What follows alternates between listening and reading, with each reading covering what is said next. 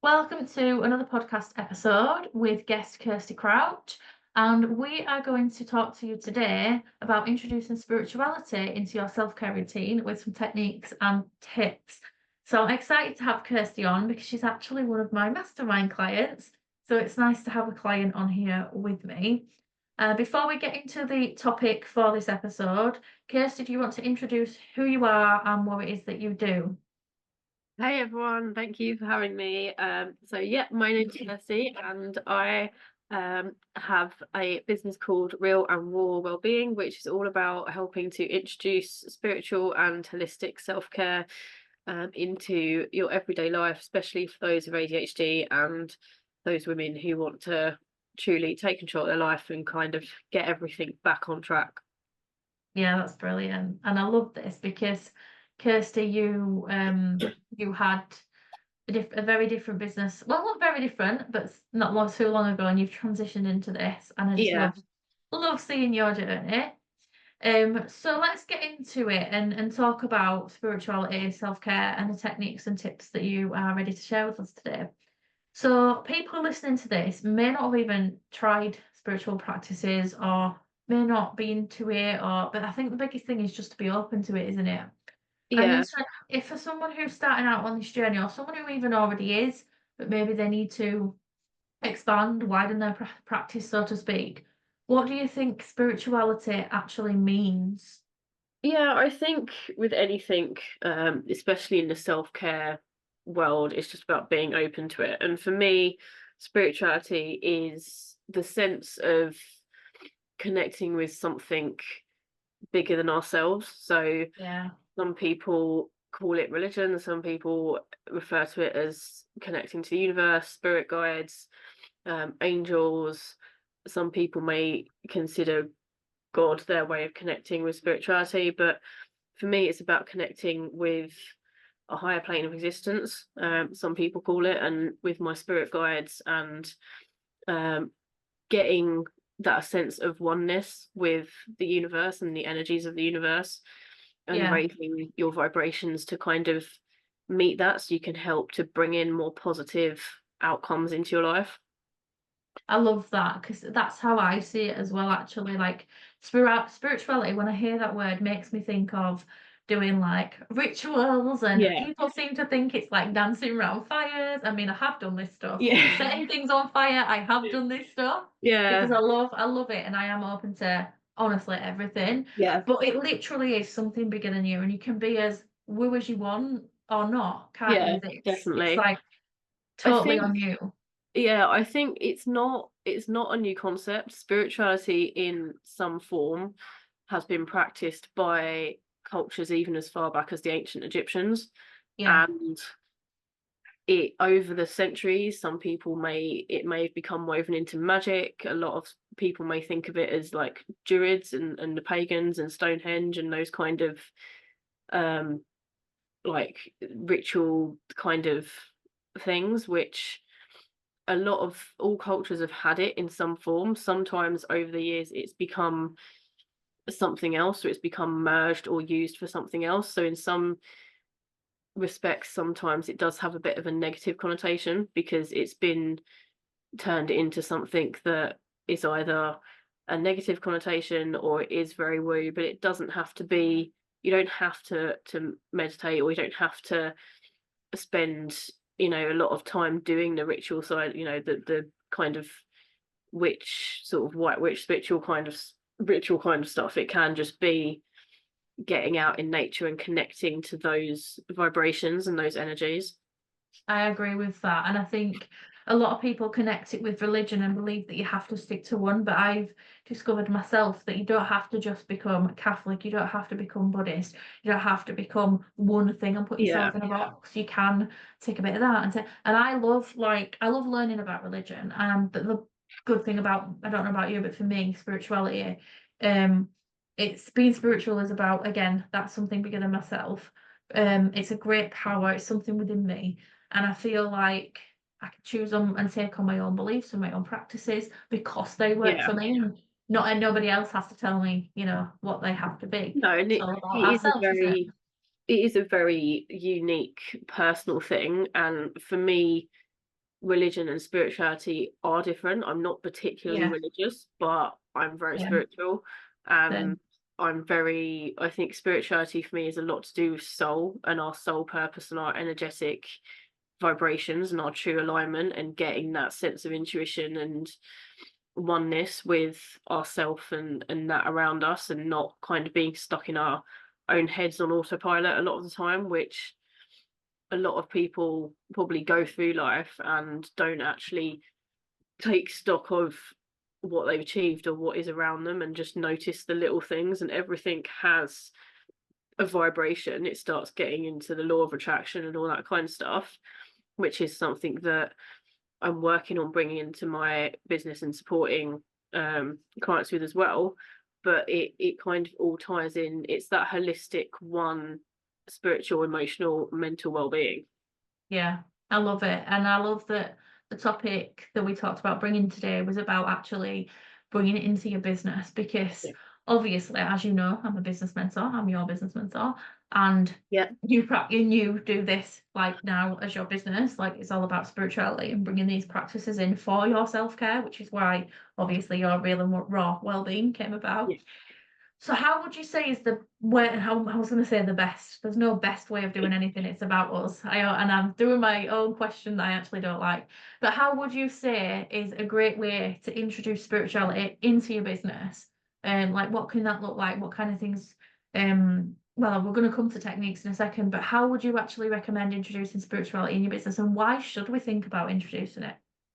I think for me, it depends on what, I guess, stage of spirituality you're at. But if you're fairly new to it, you can just start with simple breathing exercises and reconnecting with nature, and Mhm. kind of taking 5-10 minutes out of your day or on your lunch break to go out in your garden or find a park or something, and go out, really sit with your feet on the ground, connect with the earth. It helps to align your root chakra, which can help with feeling more grounded and more balanced, which can help kind of start to manage some of that overwhelm that we might start feeling, and just help ground and help you think a bit clearer, which obviously can then help you be more productive. Yes, definitely. Meditation in itself has a lot of benefits for managing negative feelings and lowering stress levels and increasing that emotional threshold, which is essentially the capacity of what you can cope with on a daily basis. And that can obviously help you become more productive. It can help you look at situations in a bit more of a kind of sensible manner, and a bit more of a realistic kind of solution, um, tackle things easier. So I think that for me is why it's really important from a business perspective. Yeah.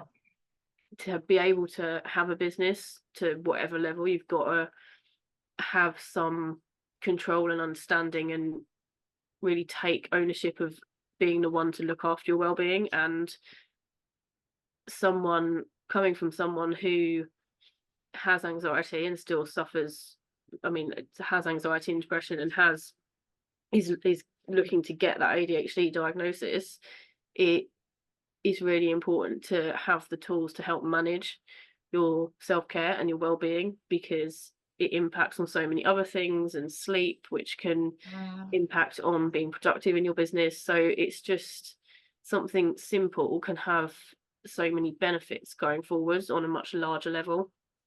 100% agree with that because I used to be on antidepressants, and I used to really struggle, like you said, sleep with Mm, insomnia quite a lot. Same time every day, 4 o'clock, I used to wake up and I couldn't get back to sleep. And I used to think it was just my creative brain, yeah. but actually I think it was just the overwhelm and the anxiety presenting itself as my Mm, creative ideas. And that because now I don't get that. I don't get yeah. it. And I have changed things on my journey to kind of get to this point. And I'm going to be really honest and open that one of the things is that so before Christmas I stopped taking contraceptives Mm, because I'm working with a nutritional health coach, and inside a membership there's like multiple coaches in there. And one of them, she's a nutritional she's a holistic therapist basically, but mm, she's an experienced PT, and she's experienced in nutrition. She's Yeah. qualified, and so she has a lot of knowledge and experience about obviously the body and what the hormones do to you.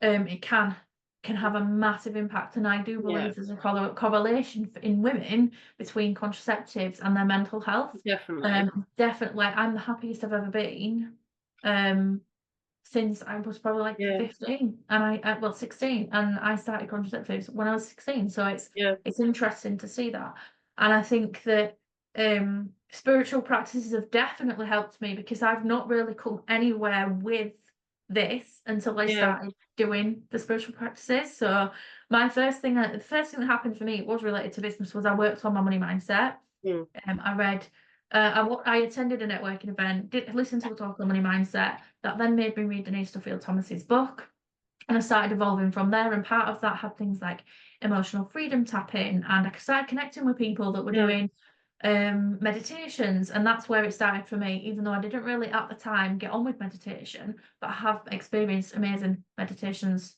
like since then. And what happened was, as then became more open to other things and tried new things, such as Yeah. like rituals. I've always been a journaler. I kept a diary when I was a teenager, so I've always loved writing and journaling, so that I didn't realize that was actually a practice in itself. Discovered EFT, like I say, started doing these therapies. So like I've had Yeah. Reiki, I've had hypnotherapy, I've had reflexology, anything that helps the mind and body. I've tried all sorts of stuff. I can't think of anything I haven't tried now. And I'm so open to it, and I think it makes such a difference just to try Yeah. it and see if it's for you. So I what think. technique? Oh, go Yeah. on, sorry.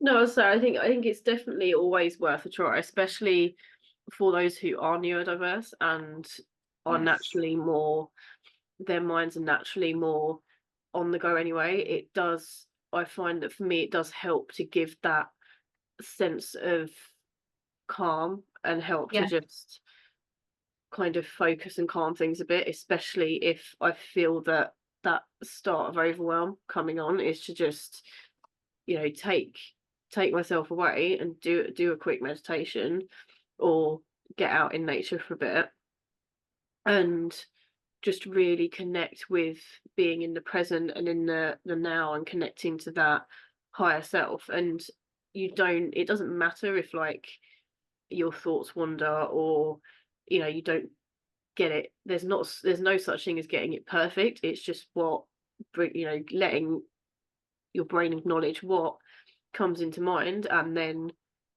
coming back to that present moment. And the more you do it, the more you will get from it, and the more you will experience from it.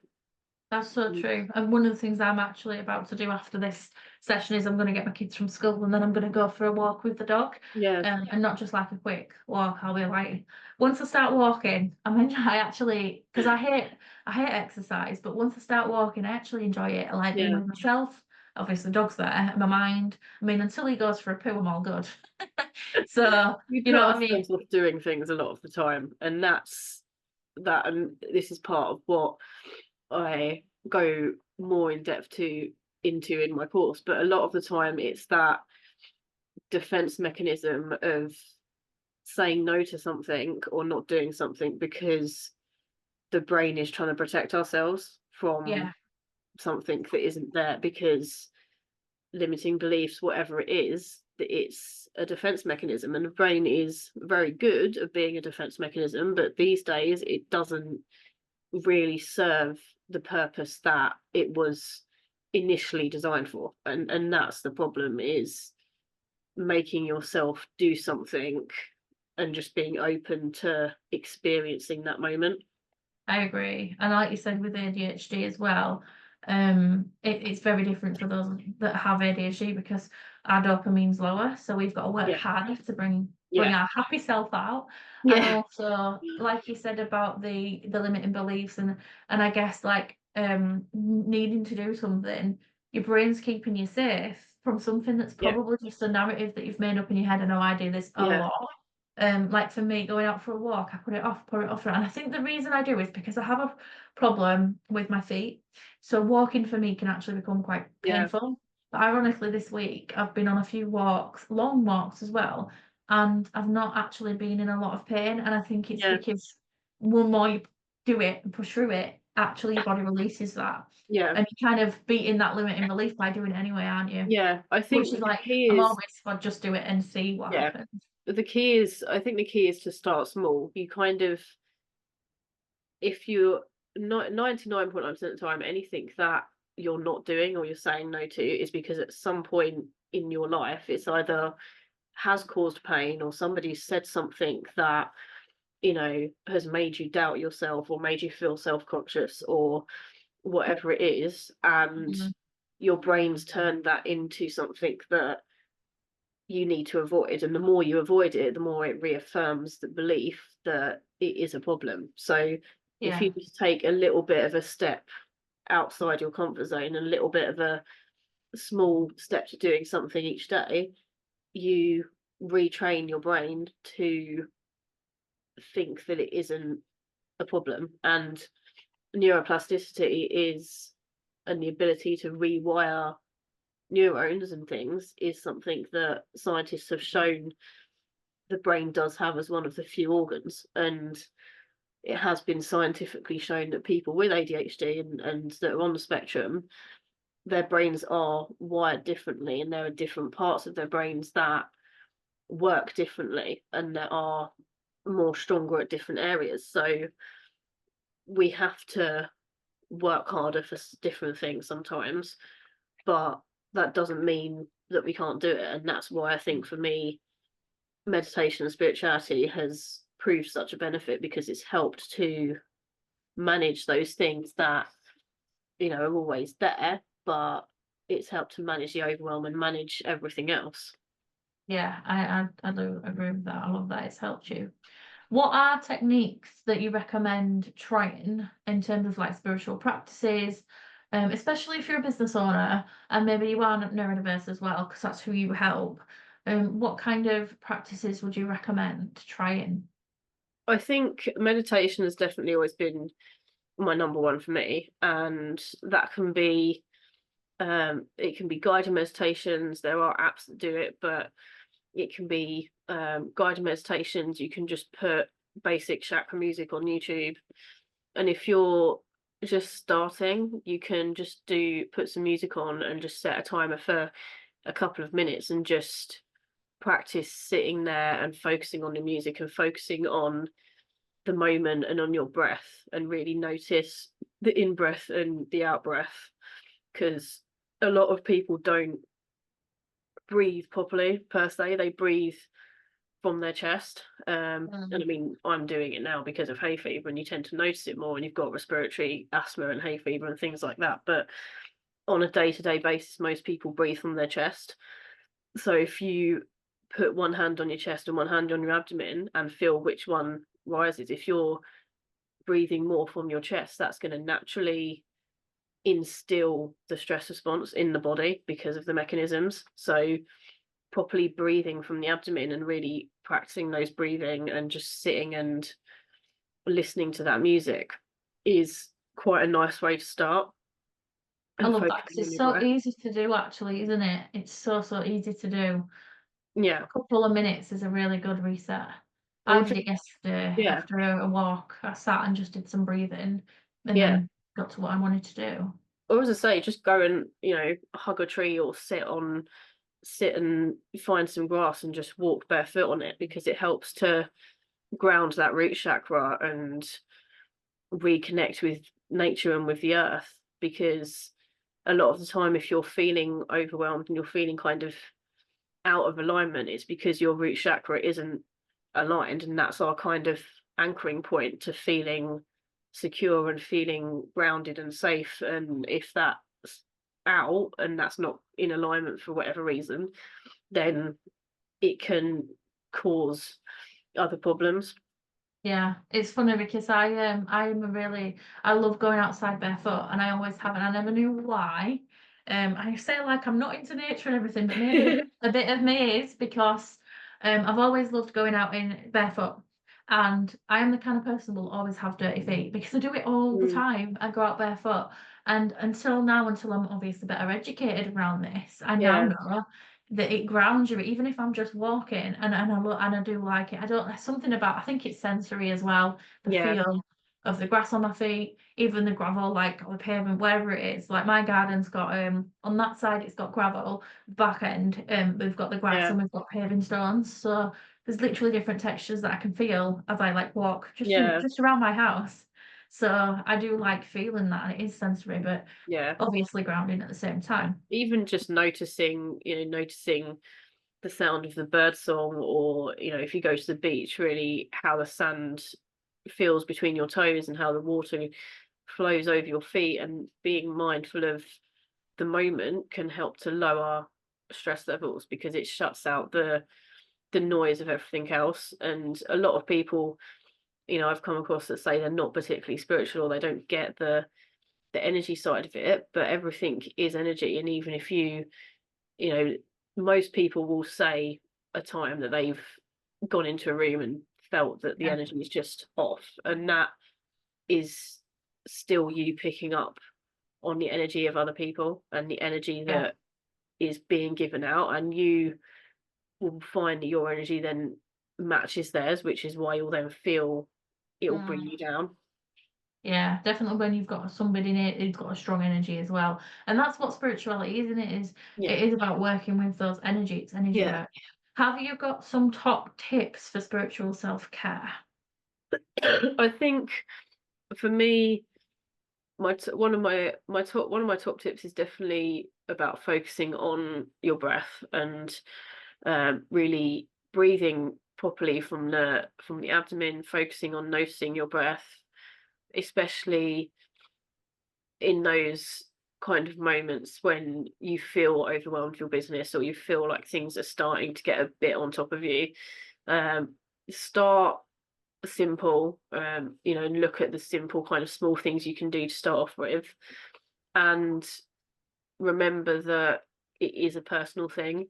There isn't a right or wrong answer to what Mm. you can do. There's not a right way to doing meditation. I teach and I support doing my mindfulness and meditation course and my guided meditations, but that is just how I do it. You can still go on go on YouTube in or go on apps in between and look for guided meditations.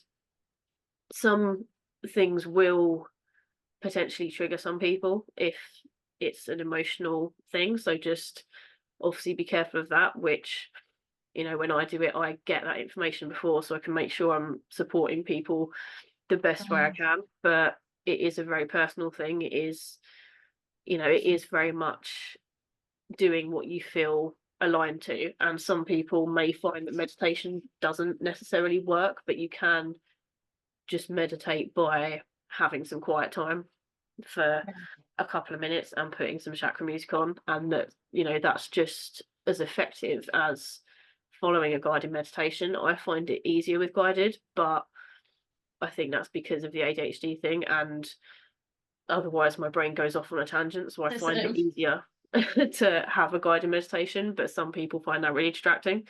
So it is a very personal thing. So just, do what you feel works for you and do what you feel aligned to. yeah.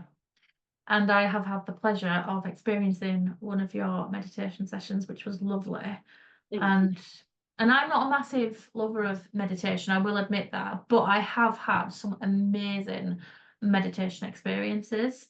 And I'm getting better at practicing it, I think. So the key here is to obviously Yeah. practice it. So if someone wants to come and connect with you, find out about your meditation course and how you can help them with their spirituality and that self-care for themselves, having that self-care practice for themselves, how can they come and find you?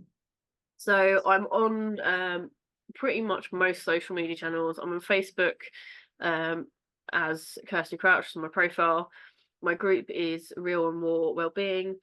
I've got a page, Divine Treats Delight, and my website is realandraw.co.uk. So you can go on there and have a look at my upcoming courses, contact me direct, book a free discovery call.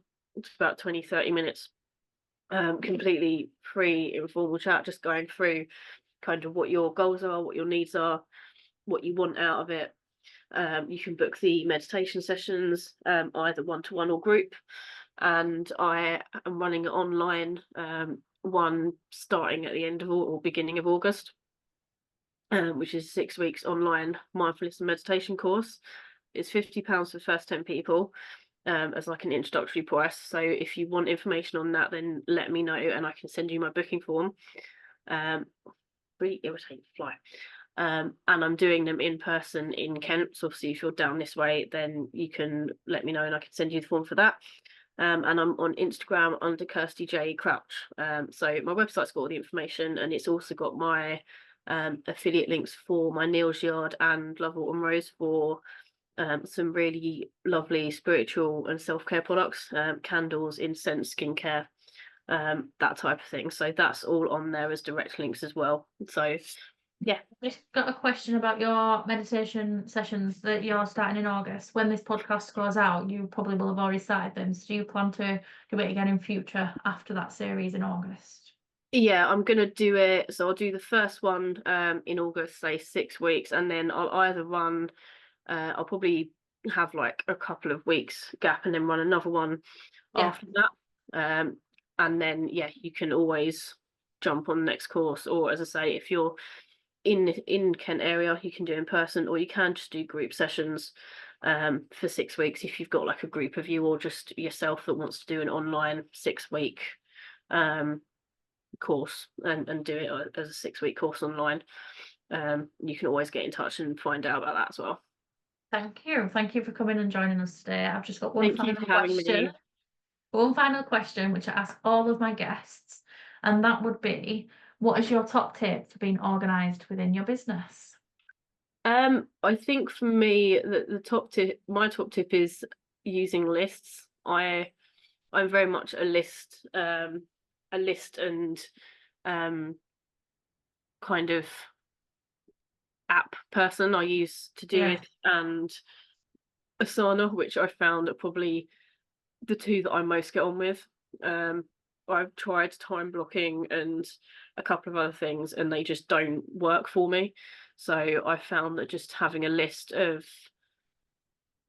things I need to do in general, and then prioritizing what is most important for that day, and then working everything else around that, and just slotting in what you can do around that, and what you get done is what you get done. As long as you tick off the priority things first and get the definites done first, then don't kind of stress yourself out too much with getting everything else done, because you can only do what you can do at the end of the day. So focus on the top priority ones, and everything else will fit into place, as they say.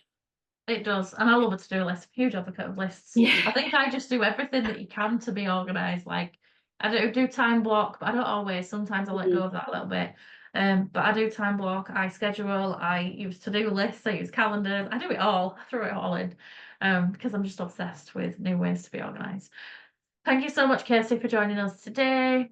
It's been great to Thank you for have having you. me.